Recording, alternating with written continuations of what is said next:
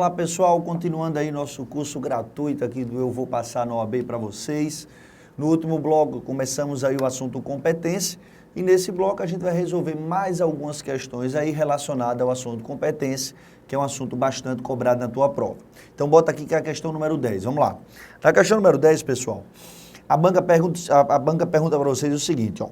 Nos casos de exclusiva ação privada, o querelante poderá preferir o foro do domicílio ou residência do réu, exceto quando conhecido o lugar da infração. Vejam só, qual é a bronca aqui? Vem para cá. No bloco passado, nós vimos que, a regra geral, eu devo ingressar com minha ação em que local? No local em que o crime se consumou, a teoria do resultado. Nós vimos então que o Código de Processo Penal adotou como regra o local em que eu devo ingressar com minha ação, o foro territorial competente, o local da consumação do delito. Em outras palavras, o Código de Processo Penal adotou como regra a teoria do resultado. Acontece que se na tua prova perguntar, e no caso de exclusiva ação privada, e quando o crime é de iniciativa privada, onde é que eu devo ingressar com minha ação? Aí existe uma pegadinha em prova. Por quê? Porque quando a ação é originalmente privada, pessoal, o artigo 73 do Código de Processo dá duas opções de foro para o querelante, para o titular da ação penal privada. Na ação penal privada, o querelante pode ingressar no domicílio ou residência do réu como opção, ou se ele preferir, ele pode adotar a regra geral. Ele pode ingressar com sua ação onde o crime se consumou. Então perceba que no caso de ação penal privada, o querelante quando vai ingressar com sua ação, ele tem duas opções de foro. Ou ele pode ingressar com sua ação no domicílio ou residência do réu, que é uma opção para ele, ou ele pode ingressar onde o crime se consumou, adotando a regra geral. Bruno, onde é que está a pegadinha? Aí é que eu quero que você preste atenção no seguinte, veja, quando o crime é de iniciativa pública, quando a ação penal é pública, não é? Aquela ação em que o Ministério Público que vai promover, existe esse critério também do domicílio ou residência do réu. Mas qual é a pegadinha? Que o domicílio ou residência do réu, ele não é visto da mesma forma que é visto na ação penal privada.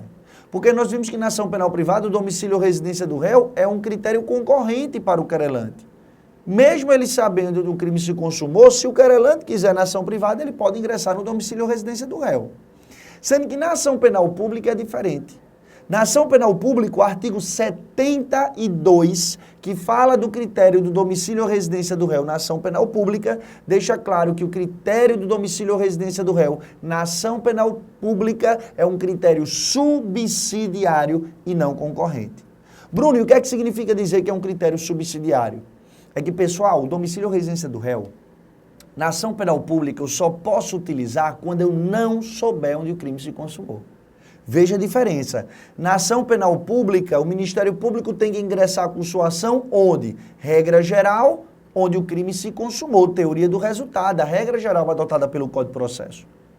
Sendo que, na ação penal pública, se o Ministério Público, no entanto, não souber onde o crime se consumou, aí o Código diz que ele deve ingressar, então, no domicílio ou residência do réu. Beleza? Aí o parágrafo 1º ainda vai dizer o seguinte, olha, e se o Ministério Público não souber onde o crime se consumou, ele vai ingressar no domicílio ou residência do réu. Beleza, e se o réu tiver vários domicílios? Aí o critério que o Código utiliza é o critério da prevenção. Ou seja, o juiz que primeiro se antecipou aos outros na prática de um ato que o tornou prevento, que o tornou competente, vai ser competente para processar e julgar. Beleza? Então, recapitulando, é assim. Domicílio ou residência do réu é um critério de delimitação de foro territorial competente. Beleza. Agora, como é que eu enxergo o domicílio ou residência do réu na ação penal pública? Critério subsidiário, ou seja, eu só posso ingressar no domicílio ou residência do réu se eu não souber onde o crime se consumou. Tá? E na ação penal privada, Bruno, o critério não é subsidiário, o critério é concorrente. O querelante escolhe se ingressa no domicílio ou residência do réu ou se ingressa onde o crime se consumou. Beleza? Então, respondendo essa questão número 10, está lá o artigo 73 do Código de Processo. Bota na lousa. Então, o artigo 73 vai responder isso aqui, ó. Olha o que diz a questão número 10. Nos casos de exclusiva ação privada, aqui é uma importância, ó. Quando ele bota exclusiva ação privada, é que o crime tem que ser originalmente de ação privada, tá? Se o crime for de ação penal privada subsidiária da pública, Aí o domicílio ou residência do réu não será concorrente, será subsidiário. Por quê? Porque na ação privada subsidiária da pública, pessoal, no fundo eu não tenho um crime de ação privada. No fundo, o crime é de ação pública. Originalmente, o crime é de ação pública. Então, portanto, eu devo aplicar as regras de ação penal pública, tornando o domicílio ou residência do réu um critério subsidiário e não concorrente. Beleza? Mas na ação exclusiva privada, aí não. Aí o critério de domicílio ou residência do réu concorrente, ele escolhe o foro em que ele vai ingressar com sua ação. Por isso, olha o que diz a questão número 10. Nos casos de exclusiva ação privada, o querelante poderá preferir o foro ou domicílio ou residência do réu, exceto quando conhecido o lugar da infração? Falso. Mesmo que conhecido o lugar da infração, ele pode ingressar no domicílio ou residência do réu. Cuidado, ó, porque eu já vi em prova colocar domicílio ou residência da vítima. Domicílio ou residência da vítima não é critério de foro territorial competente. Tá? O critério de competência é domicílio ou residência do réu. Beleza? Então, responde essa questão o artigo 7.3 do CPP.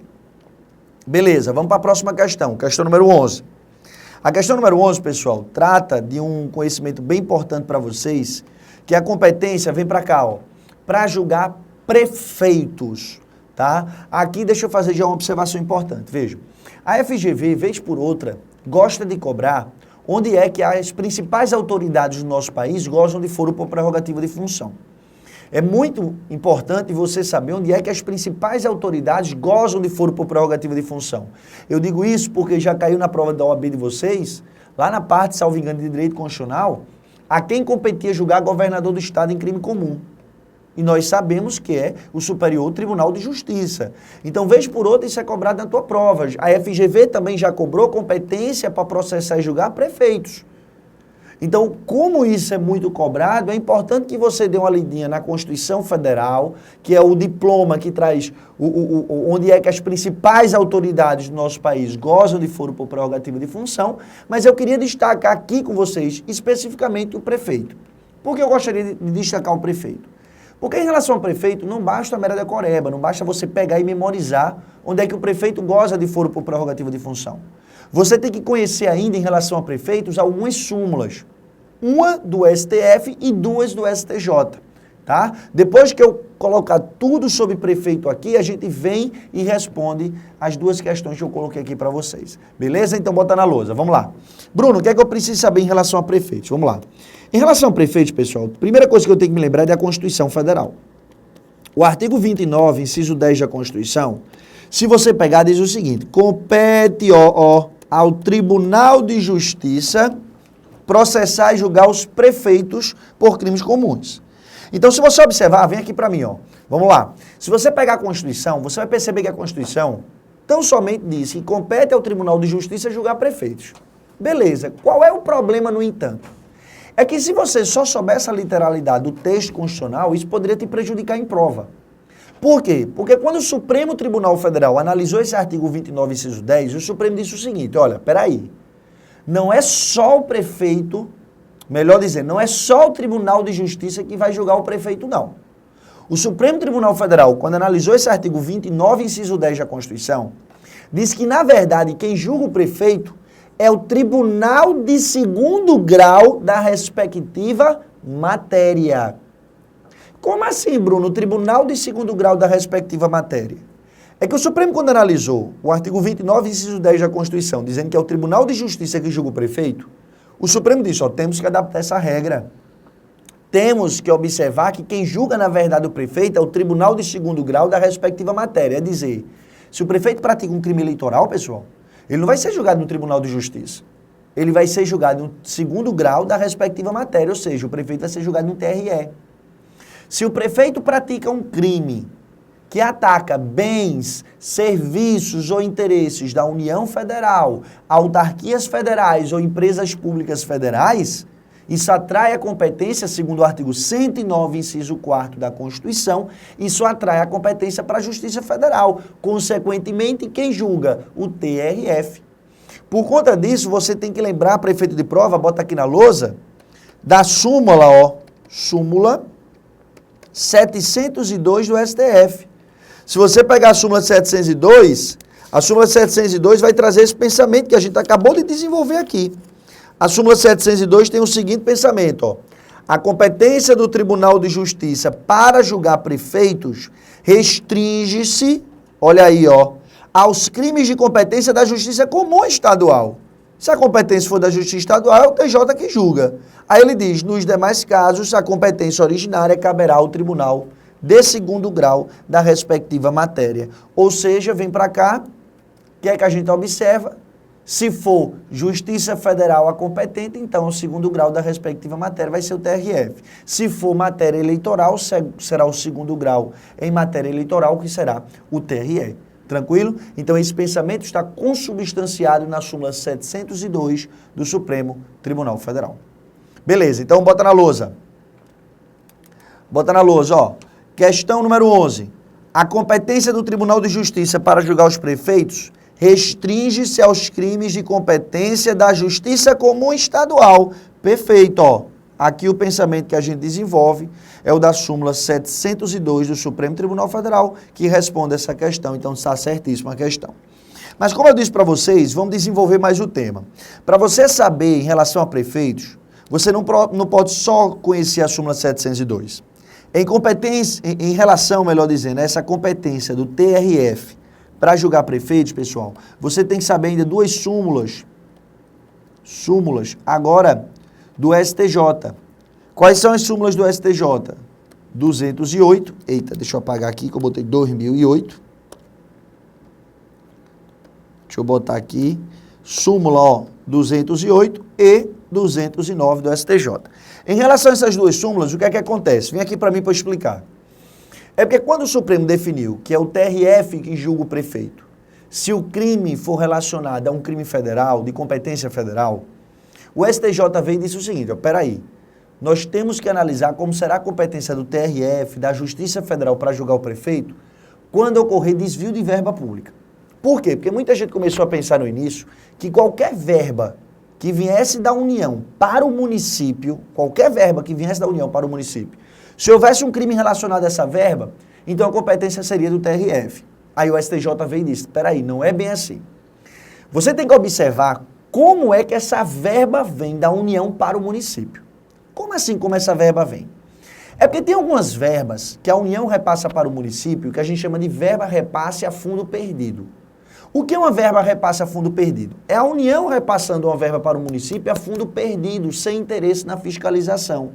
Geralmente são repasses necessários que a Constituição já prevê de alguns tributos, muitas vezes.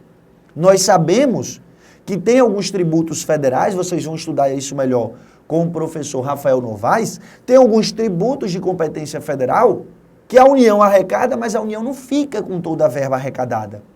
Não é? Ela tem que pegar essa verba e muitas vezes repassar para os estados e para os municípios. Então, muitas vezes a União pega a verba, repassa ao município a fundo perdido, sendo verba do próprio município sem interesse da União na fiscalização. Quando essa verba vem a fundo perdido, sem interesse da União na fiscalização, a gente costuma dizer que essa verba vem e se incorpora ao patrimônio do município. E uma vez incorporada ao patrimônio do município, se houver algum desvio dessa verba, vai estar sendo desviada a verba do próprio município. E a União não tem interesse na fiscalização. Se a União não tem interesse na fiscalização, a verba vem, se incorpora ao patrimônio do município e ocorre um desvio dessa verba, a competência então vai ser da Justiça Estadual, a competência vai ser do TJ. Agora, se a verba vem da União, não a fundo perdido, mas um repasse de verba na União, com a União demonstrando interesse na fiscalização do que o município vai fazer com essa verba, tendo órgãos federais fiscalizando a aplicação dessa verba, é uma verba repassada para construir um hospital, para construir uma escola ou coisa do tipo, se tem interesse da União na fiscalização, então a competência aí sim vai ser do Tribunal Regional Federal, consequentemente da Justiça Federal. Beleza, pessoal? Isso, como eu disse para vocês, estão consubstanciados em duas súmulas do STJ. Se você pegar a súmula 208 e 209 do STJ, ó aqui, ó. A súmula 208, olha o que ela vai falar. Compete à Justiça Federal, consequentemente, em relação ao prefeito, o TRF, processar e julgar prefeito municipal por desvio de verba sujeita à prestação de contas perante órgão federal. Se está sujeita à prestação de contas perante órgão federal, então a União tem interesse, então o crime vai ser de competência da Justiça Federal, consequentemente, o TRF. Agora, olha a súmula 209. Compete à Justiça Estadual processar e julgar prefeito por desvio de verba transferida e incorporada ao patrimônio do município. Beleza, pessoal? Show de bola. Fechamos aqui competência em relação a prefeito. Tranquilo? Então, bota na lousa. Questão número 11, matamos, conhecendo a súmula 702 do Supremo. Beleza, vamos para a questão número 12. Questão número 12 diz o seguinte, ó. A competência constitucional do Tribunal do Júri não prevalece sobre o foro por prerrogativa de função, estabelecido exclusivamente na Constituição Estadual. Tá certo ou tá errado, pessoal? Vamos lá, ó. Vem para cá. Mais uma questão relacionada à competência que a gente acaba... Quando finalizar essa questão, a gente vai acabar de passar um conhecimento aí geral de competência para vocês. Vejam só. O que a questão está querendo cobrar? A questão está querendo cobrar um tópico que é muito importante na tua prova, que é o seguinte. É um tópico que eu costumo dividir em foro por prerrogativa de função versus competência do Tribunal do Júri. Como assim foro por prerrogativa de função versus competência do Tribunal do Júri? Eu estou querendo saber de vocês, em outras palavras, o seguinte, pessoal. Presta atenção que isso aqui vai cair na tua prova. Veja o que eu estou dizendo. Uma autoridade que goza de foro por prerrogativa de função, se ela praticar um crime doloso contra a vida, ela vai ser julgada onde? Onde detém foro por prerrogativa de função? Ou ela vai ser julgada no Tribunal do Júri? É isso que eu estou querendo saber. Vamos imaginar um promotor de justiça aqui do Estado de Pernambuco. Promotor de justiça do Estado de Pernambuco, a Constituição Federal diz que quem julga promotor de justiça é o Tribunal de Justiça local. O Tribunal de Justiça que aquele promotor de justiça pertence. Aí eu pergunto, olha, se esse promotor de justiça pratica um crime doloso contra a vida, ele vai ser julgado onde? No Tribunal do Júri ou no TJ? Um deputado federal. O deputado federal tem foro por prerrogativa de função no Supremo Tribunal Federal em crimes comuns. Se esse deputado federal praticar um crime doloso contra a vida, ele vai ser julgado no Supremo ou vai a júri? A grande questão para você matar qualquer questão relacionada a esse assunto, a grande cereja do bolo, vamos dizer assim, é você observar quem é que está dando foro por prerrogativa de função para aquela autoridade. Se é a Constituição Federal ou se é a Constituição de um Estado. Eu digo isso, pessoal, porque tem algumas autoridades que gozam de foro por prerrogativa de função dado pela própria Constituição Federal. Outras não. Outras autoridades gozam de foro por prerrogativa de função dado pela Constituição do Estado. E isso vai influenciar. Sabe por quê? Porque bota aqui na lousa. O Supremo Tribunal Federal chegou a editar uma súmula com o seguinte pensamento. O Supremo construiu essa súmula baseada nesse pensamento que eu vou desenvolver aqui, que é o seguinte. Vamos imaginar um deputado federal. Um deputado federal é julgado por quem? Pelo Supremo Tribunal Federal. Quem é que dá esse foro por prerrogativa de função ao deputado federal? É a Constituição Federal. Beleza. O júri, nós sabemos que julga os chamados crimes dolosos contra a vida, não é isso? Preste atenção no raciocínio que eu vou desenvolver. O júri julga os crimes dolosos contra a vida. Quem é que diz que ao júri compete processar e julgar os crimes dolosos contra a vida? Quem é que diz isso? A Constituição Federal. Então aqui você tem duas normas da Constituição Federal em conflito. Por que em conflito? Porque uma norma que diz que deputado federal é julgado pelo Supremo Tribunal Federal nos crimes comuns e outra norma da própria Constituição Federal que diz que os crimes dolosos contra a vida são julgados pelo Tribunal do Júri. Aqui vocês vão aplicar, segundo o Supremo, uma regra de hermenêutica que vocês estudam lá na faculdade, de que norma especial, não é isso? Prevalece sobre norma geral.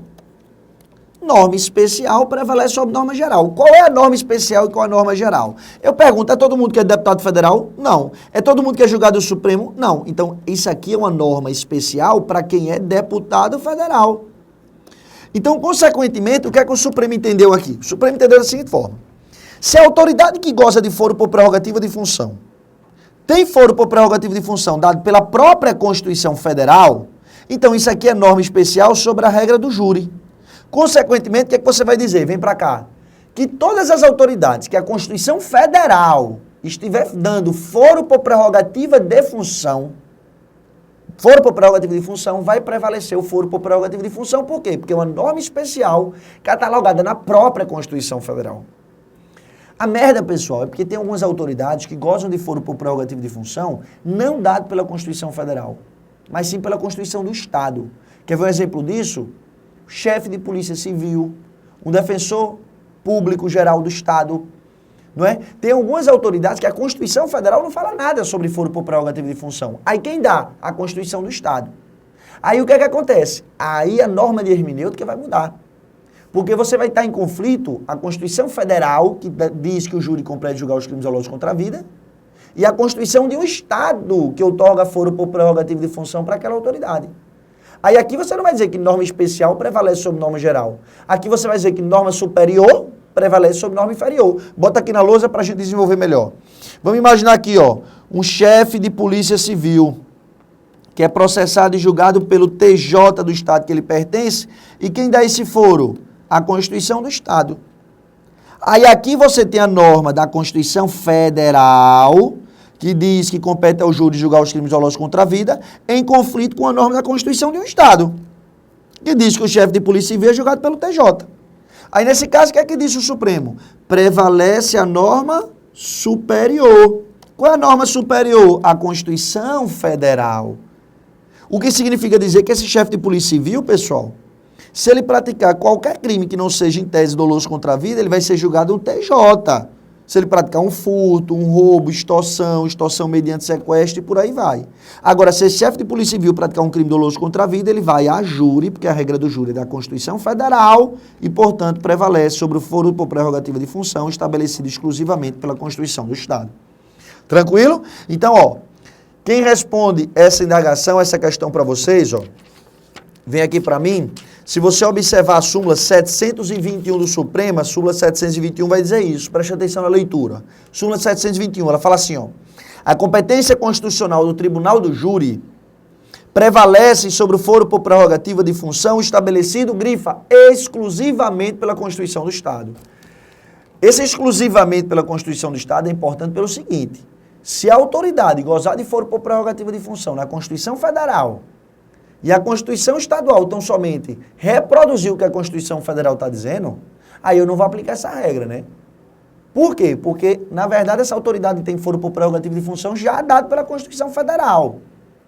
Tem que ser um foro por prerrogativa de função dado exclusivamente pela Constituição do Estado. Ou seja, não tem correspondência dessa norma na Constituição Federal. Tranquilo? Então, como chefe de polícia civil, você pode pegar a Constituição Federal e ler ele todinha. Você não vai ver a Constituição Federal dizendo que o chefe de polícia civil é julgado pelo TJ, não. Agora, geralmente as constituições dos estados, membros da nossa federação, vão dizer lá que o chefe de polícia civil tem foro por prerrogativa de função no TJ. Aí, nesse caso, quem está dando foro por prerrogativa de função é exclusivamente a Constituição Estadual. Aí vai prevalecer a regra do júri. Beleza, pessoal? Show de bola, matamos aqui, bota na questão número 12. Aí a questão número 12 diz assim, a competência constitucional do Tribunal do Júri não prevalece sobre o foro por prerrogativa de função estabelecido exclusivamente pela Constituição Estadual. Não prevalece, está errada a questão. Prevalece, porque aí eu vou ter uma norma da Constituição Federal em conflito com a norma da Constituição Estadual. Aí, nesse caso, norma superior prevalece sobre norma inferior. Lembrando que se a autoridade gozar de foro por prerrogativa de função dado pela Constituição Federal também, aí aqui eu tenho normas de mesma hierarquia. Aí a norma especial prevalece sobre a norma geral. Beleza? Sopinha no mel, matamos mais uma questão. Vamos à questão número 13, vamos lá. A questão número 13, pessoal, fala de um sujeito processual especificamente, chamado de assistente da acusação. O que é que eu vou fazer aqui com vocês? Vem pra cá, vê. Eu vou aqui primeiro falar tudo o que você precisa saber sobre assistente da acusação. Depois que eu falar tudo sobre assistente da acusação, que é um sujeito processual importantíssimo na tua prova, que pode ser cobrado na tua próxima OAB, eu vou destrinchar tudo sobre assistente da acusação, depois a gente volta e resolve todas essas questões aqui, beleza? Então vamos lá, Bruno. Onde é que está tratado o assistente da acusação no Código de Processo Penal? Assistente da acusação, pessoal, está tratado a partir do artigo 268 do Código de Processo. E quem é esse assistente da acusação que está tratado como sujeito processual a partir do 268? É o seguinte, olha o raciocínio que eu vou desenvolver. Quem é que promove a ação penal pública? Nós já vimos. Se a ação penal é pública, quem promove essa ação, quem é legitimado para promover essa ação é o Ministério Público. Beleza? Beleza. Aí o que foi que o legislador pensou em relação ao ofendido, a vítima desse crime de ação pública? O legislador pensou o seguinte, olha, na ação penal pública, o Ministério Público é o titular da ação. Mas o que é que a gente pode fazer em relação à vítima desse crime de ação pública? Vamos imaginar que você foi vítima de um roubo, você foi roubado, você foi assaltado. Você, como vítima, você não pode, em tese, promover ação pública, porque a titularidade é do MP. Mas o legislador possibilitou você, como vítima deste crime de ação pública, se você quiser, você pode fazer o quê? Pode, na ação penal pública, você, vítima, se habilitar ao lado do Ministério Público para auxiliá-lo na acusação. Deu para entender? Então, a primeira ideia é você saber quem é o assistente da acusação. O assistente da acusação é a vítima. No caso, se a vítima foi capaz, é o seu representante legal. Se a vítima morreu ou foi declarada judicialmente ausente, será o CAD, cônjuge, ascendente, descendente, irmão. Essas pessoas, o ofendido como regra, então, em crime de ação penal pública, pelo fato de não poder ser o titular da ação, porque o titular da ação vai ser o Ministério Público, o legislador possibilita que, se a vítima quiser, ela possa auxiliar o Ministério Público no exercício da acusação exercido na ação penal pública. Beleza? Então, quem é o assistente da acusação? É o ofendido, é o seu representante legal, é o CAD, que em crime de ação penal pública, pelo fato de não poder ser o titular da ação, porque o titular da ação é o MP, pode se habilitar ao lado do Ministério Público para auxiliar no exercício da acusação. Bruno, beleza. Qual a informação, então, que de importante eu já extraio aqui? Duas informações. Primeiro, só existe, pessoal, notem, assistente da acusação quando o crime é de ação pública. Por quê? Porque na ação privada, quem promove a ação privada? Quem é que promove a ação privada? É o ofendido. O ofendido na ação privada já é o titular da ação.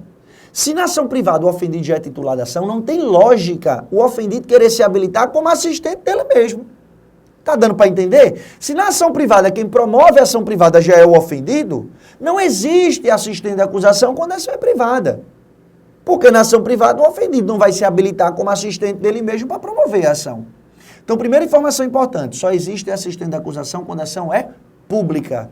Segunda informação importante, só existe assistente da acusação, pessoal, quando eu tenho ação pública.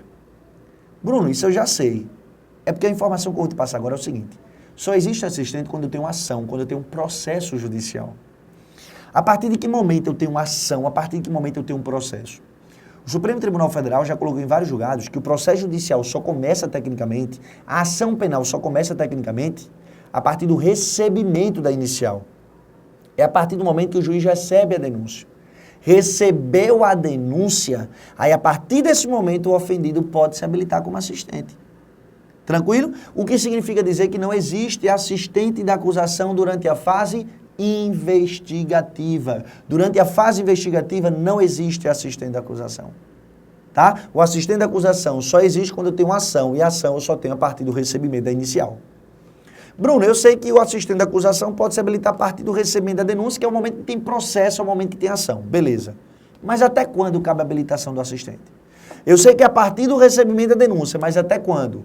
O assistente, pessoal, pode se habilitar a partir do recebimento da denúncia até o trânsito em julgado da sentença penal. Até transitar em julgado da sentença penal, o assistente pode chegar lá e se habilitar. Aí você me diz, então ele pode se habilitar do recebimento da inicial até transitar em julgado. Beleza. Bruno, e se ele se habilitar no meio do processo ou no final do processo? O assistente da acusação vai ter o direito de que todos os atos processuais que já foram, melhor dizendo, realizados, ele tem direito a que esses atos sejam repetidos para ele novamente participar? Não. O processo penal, o Código de Processo Penal mais particularmente, diz que o assistente da acusação, ele recebe o processo no estado em que o processo se encontra. Então, se é desejo do assistente da acusação participar de todo o processo, se habilite logo no começo do processo. Porque se você se habilitar no meio do processo, você pega o bonde andando, você pega o processo dali em diante. Porque o Código de Processo Penal é categórico, dizendo que o assistente da acusação recebe o processo no estado em que o processo se encontra. Bruno, beleza. Já sei que o assistente da acusação é o ofendido que em crime de ação penal pública, como não pode ser o titular da ação, pode se habilitar ao lado do Ministério Público no exercício da acusação. Sei que o assistente da acusação só existe quando eu tenho um processo judicial, só existe quando eu tenho ação pública. Ou seja, ele só pode se habilitar a partir do recebimento inicial e até o trânsito em julgado. E sei que quando ele se habilita, ele recebe o processo no estado que ele se encontra, tranquilo. Mas como é que se dá essa habilitação do assistente? Como é que o assistente se habilita? Como é que ele faz para se habilitar e participar do processo? Sabe o que eu vou fazer? Eu vou finalizar esse bloco por aqui. No próximo bloco, a gente finaliza aqui, pessoal, a explicação de assistente de acusação e resolve toda essa questão número 13. Beleza? Eu fico por aqui, no próximo bloco a gente continua.